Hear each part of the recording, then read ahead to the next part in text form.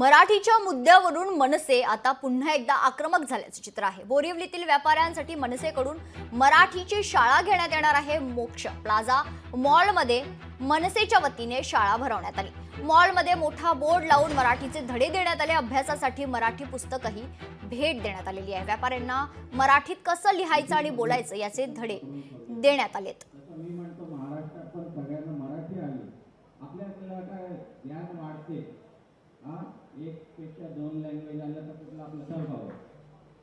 महाराष्ट्रामध्ये राहताय तर महाराष्ट्रामध्ये राहून तुम्ही मराठी बोलणं गरजेचं आहे। जर तुम्ही मराठी बोलत नसलं तर माझ्यासारख्या एखाद्याच्या व्यक्तीचं मत आहे की तुम्ही महाराष्ट्रात नका राहू, कारण कोणत्याही राज्यात तुम्ही जर गेले तर त्या लँग्वेज तुम्हाला ती शिकणं गरजेचं आहे। आणि महाराष्ट्रामध्ये तुम्हाला मराठी काय, मराठी तर खूप चांगली लँग्वेज आहे, तुम्ही बोलून तर बघा, तेवढी चांगली गोड लँग्वेज आहे की तुम्ही बोलू शकता। आम्ही आमची कर्मभूमी सोडून ब्रह्मभूमीमध्ये आले, तर आम्ही इथे कमायला आले, तर आपला मुलूक सोडून इकडे आले, तर आपण सर्व भाषा बोलतो।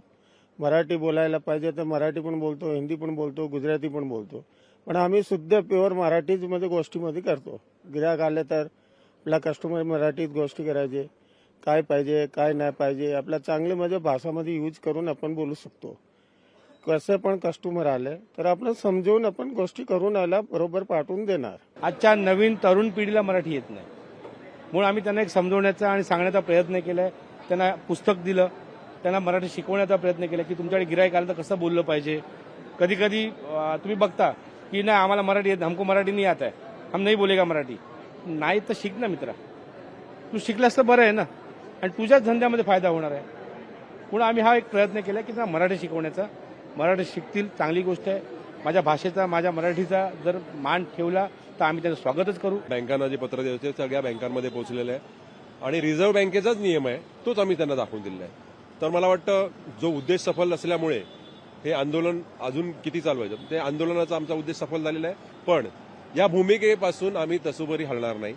मराठी भाषा, महाराष्ट्राची अस्मिता, महाराष्ट्राचा इतिहास, महाराष्ट्राचा भूगोल हे महाराष्ट्र नवनिर्माण सेनेचं याच्यासाठी प्राधान्य असेल, याच्यातून एवढंच आम्हाला सांगायचं असेल।